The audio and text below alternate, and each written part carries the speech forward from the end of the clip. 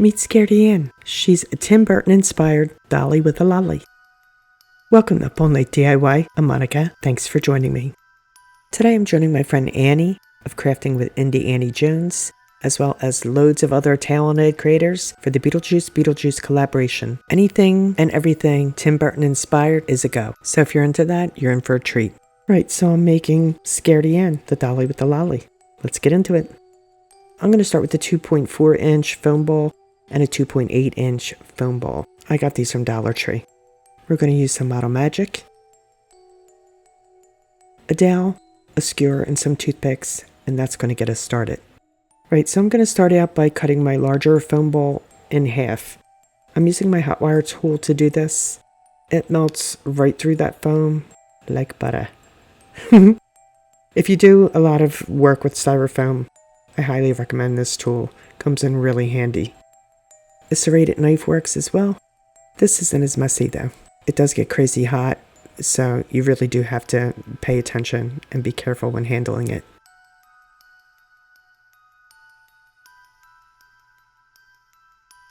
Now, for the smaller foam ball, I'm just going to make a flat spot on it by tapping it on the table. See? Nice little flat spot there. Forgot to mention this little ping pong size ball. I'm going to add a flat spot to the bottom of it and also to the top of the half ball there, just smacking it on the table to create a little bit of a flat spot. The balls will go together like this. That'll be her body. I'm going to push half a toothpick into the top of the larger half ball. I'll add a wee bit of Aleene's tacky glue around the toothpick, and then I'm going to secure the wee ball on top of it. I'm just going to do my best to center it. And I'm just going to push that right into place. There we go. And there we have her body. I've cut a skewer down to about 2.5 inches, and I'm going to push it into the top of the wee ball. This will eventually secure her head, so it's going to serve as her neck. I'm just going to add a little bit of tacky glue here and push it into place. I'm going to leave about 1/2 inch of it stick up, maybe a little bit more than that. There we go. Now I'm going to push the other ball on top of that. This is going to be her head. I'm just scoring the hole for later. I want to cover the skewer with some clay. This will be her neck, so I roll a log of clay just a wee bit wider, just enough to slide over the skewer. Right, so I'm going to slide that on there, and I'm going to pinch off any excess at the top. Now I'm going to press that clay down onto the styrofoam ball just to secure it a wee bit.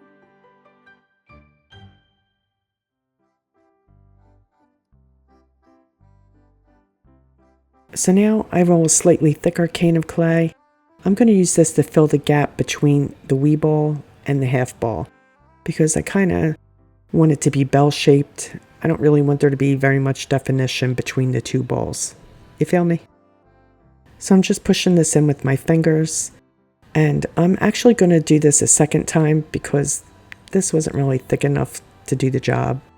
So I'll come back and add another layer on top of this. This time I went a wee bit thicker, even still.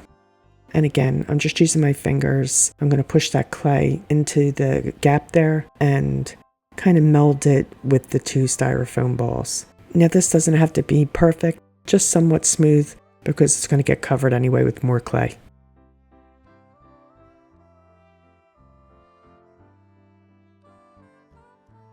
Now I roll out some clay nice and flat, and I'm going to use a jar lid to cut a circle from the clay. I'll use this to cover the bottom of the half ball. It's the underside of her dress. So again, not too fussed with it, but it needs to be done. You know what I'm saying? So I'm just going to push my foam structure on top of that clay circle, and then I'll work it with my fingers to make sure that it's well adhered to the bottom.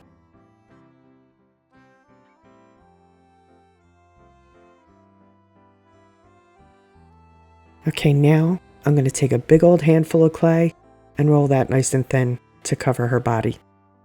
I trim the clay down a wee bit, kind of to size a wee bit more, and I'm going to wrap it around the foam, gently pushing it to take the shape of the structure. See, I'm just lightly tapping it with my fingers just to give it that bell shape. I'm going to cut away any excess clay from the top and the bottom, and there's a wee gap in the back. I'm going to fill that in.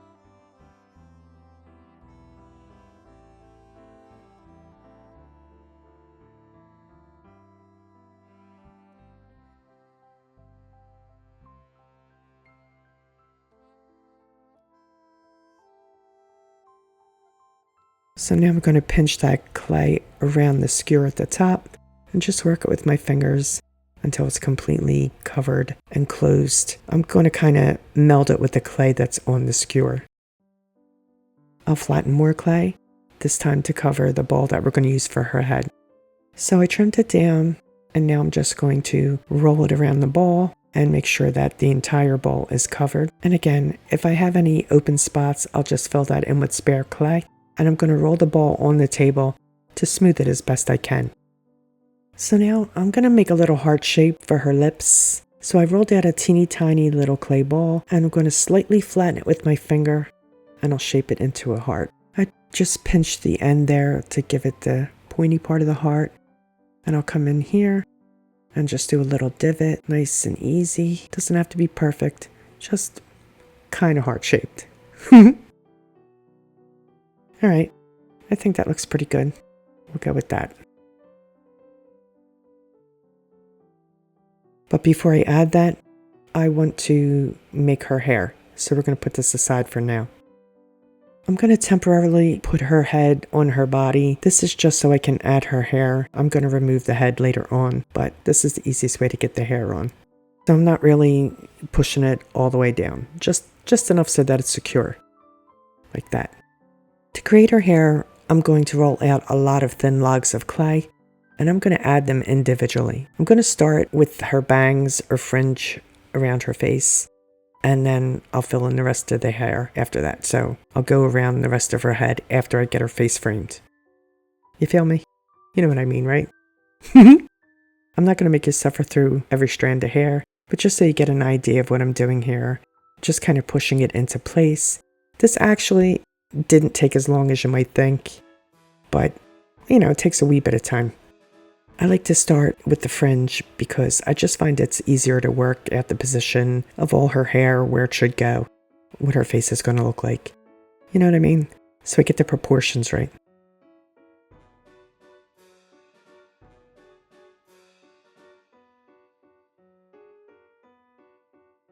Okay. So this is what it looks like with all her hair in place. I gave the ends a little curl up, just a wee bit. I want her to have a ragdoll look, so nothing too fancy.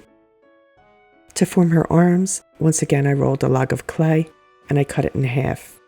I'm going to attach the blunt ends to the body. Her left arm will be down by her side, and her right arm is going to go across her belly because she's going to be holding a lollipop.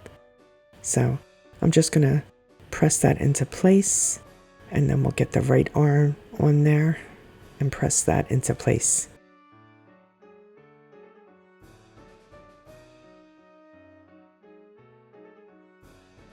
I roll a ball of clay, and I'm going to cut it in half to create puffy sleeves, which I'll just push right into place.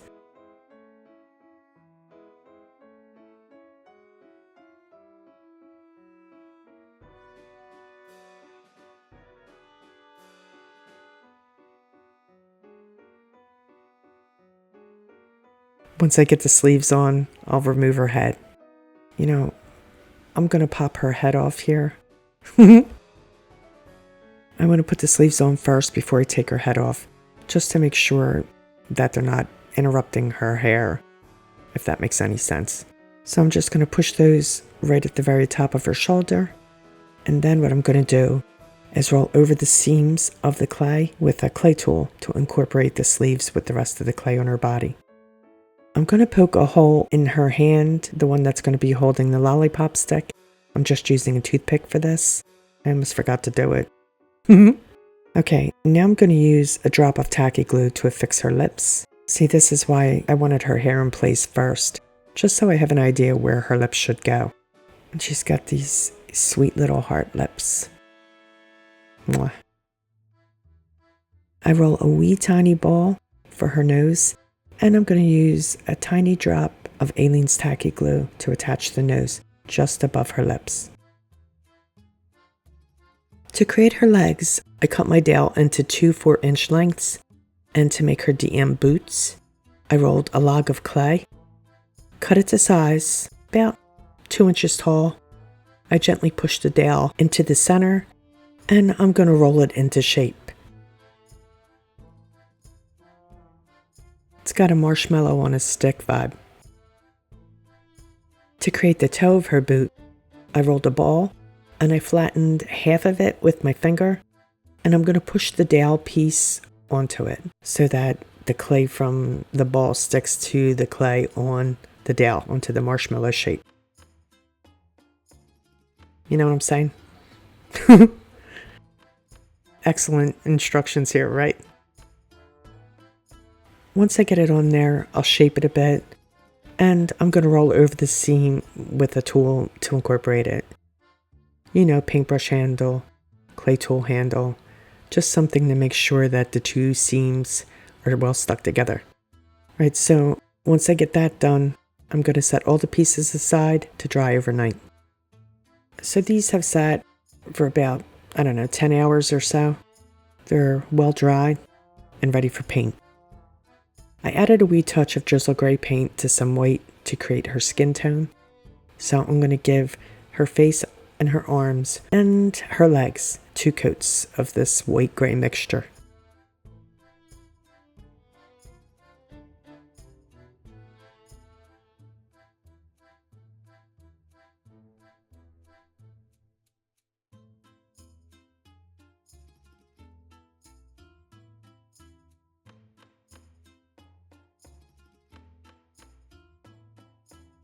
Her hair and her boots are going to get 2 coats of Ceramcoat charcoal.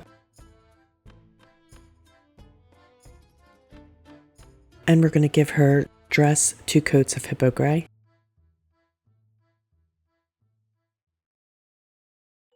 Now you can see we're basically working in shades of gray. We are going to add a wee bit of orange though, a little later on. Let's work on the details. She gets a wide smile with drizzle gray. It's a pretty light gray. And I'm also going to mark where her eyes go with a little line with a dip in the middle.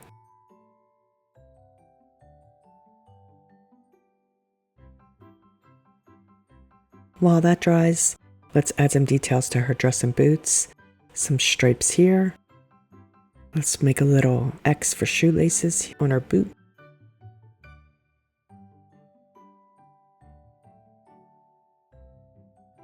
Some stripes for her puffy sleeves. And as you can tell, I'm not being too fussy because, she's supposed to be raggedy and kind of beat up and a little creepy. So, I think wonky is good.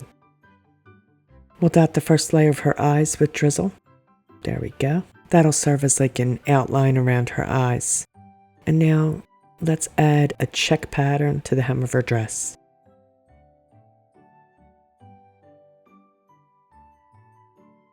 Let's add little lines here as like grips on her wee DM boots. And now I'm going to add stripes to her legs with Hippo Gray. Again, I'm not being fussy with these stripes. If they're level and even, great. If not, that works too. That's my story and I'm sticking to it.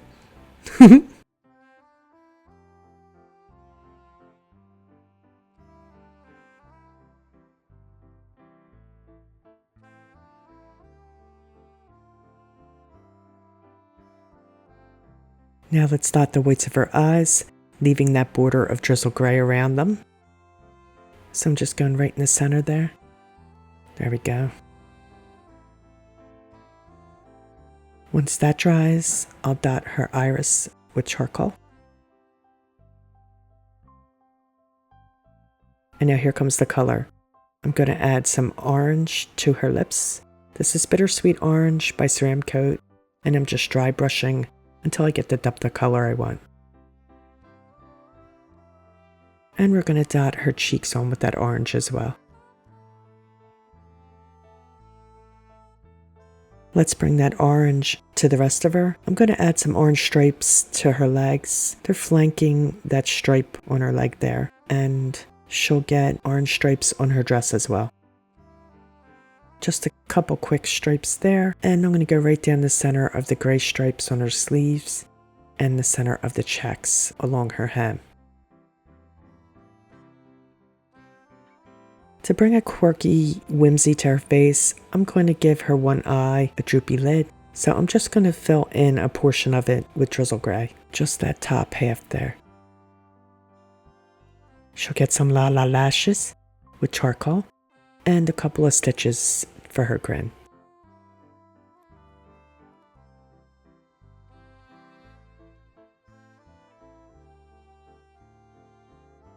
Just a couple of quick strokes on either side of her lips. And of course we need to add some white dot highlights to her eyes, her cheeks, and let's do her lips too. I'll be using some folk art floating medium to add some shading.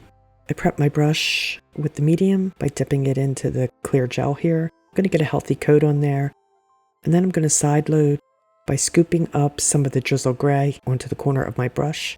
I stroke my brush onto my plate to blend the medium with the paint. This is going to give me a gradient of color. The darkest color at the corner, and it will fade as it moves toward the middle of the brush. So I'm going to use the paint corner of my brush where I want the darkest shadow, and I'm going to stroke right along her hairline and lay down my shading.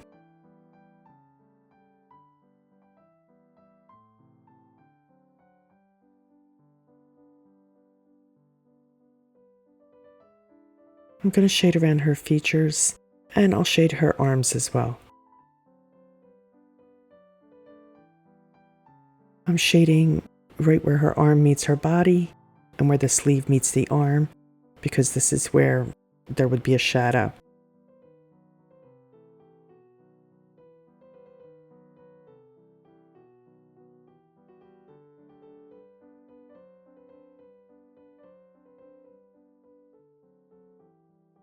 Now I'm going to come in and shade around her eyes with some rain gray.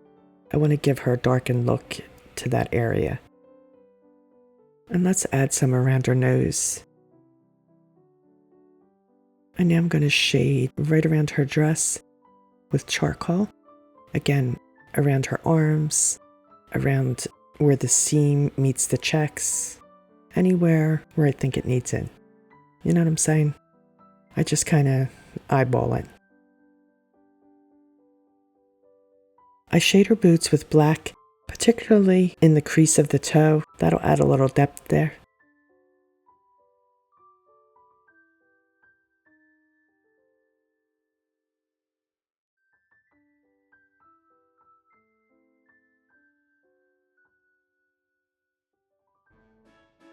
Now to add some depth to her hair, I'm going to dry brush first with black, then I'm going to come back and dry brush a little bit of hippo, just a wee bit, and this will give her hair some dimension.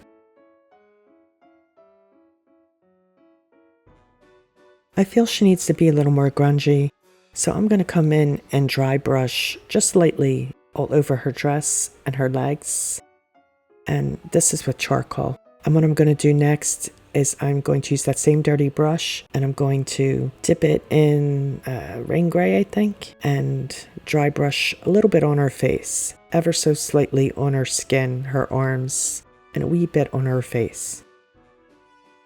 I want her to look like she's been around a while and well loved, a little dirty, little grunged up.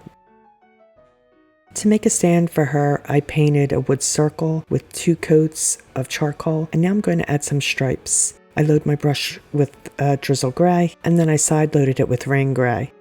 Just like when I'm shading, I stroke the brush onto the plate to blend the 2 colors together. And I'm going to give a very loose stripe in the center, and then one on either side of it, just for a wee touch of whimsy.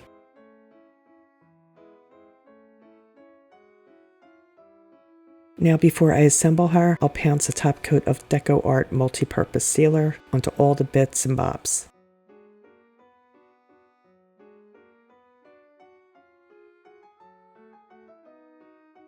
I'm going to use both Fabrifix and hot glue to affix her pieces. I'm starting here with her legs. I just added a little bit of Fabrifix into the holes.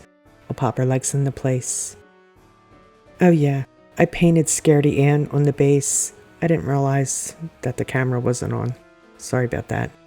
So, let's pop her noggin into place. Again, just using the Fabrifix for this. And I'm going to hold her head in place for a moment, make sure, it's really well adhered. I'm using hot glue to secure her to the base. I'm going to make sure she's kind of centered. She's more toward the back because I didn't want her to be over top of where it says Scaredy Ann. Her dress will get a sweet wee bow. Made this out of linen ribbon that I got from burlap.com, burlapfabrics.com, something like that. I'll add her lollipop. I made this a couple of weeks ago when I did my candy video, so I'll link that below if you want to see how I did it. I just glued one of the candy swirls to a toothpick that I painted white and used a little hot glue and pop it right into her hand, and she's got a yummy treat. All she needs now is her big old hair bow. I glued a toothpick to the back of it so I can push it into her head to secure it. I'm not even going to glue it. I'm just going to push it down in there, and Scaredy Ann is done. Here's a final look.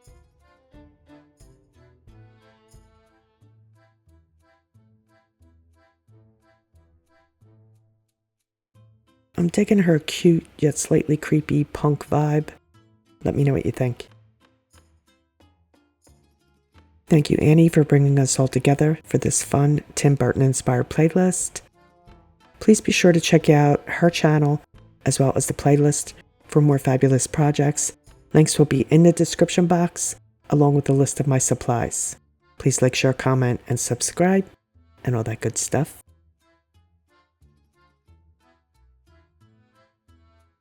Stay creative, my friends. Thanks for hanging with me. See you next time. Up all night with Monica.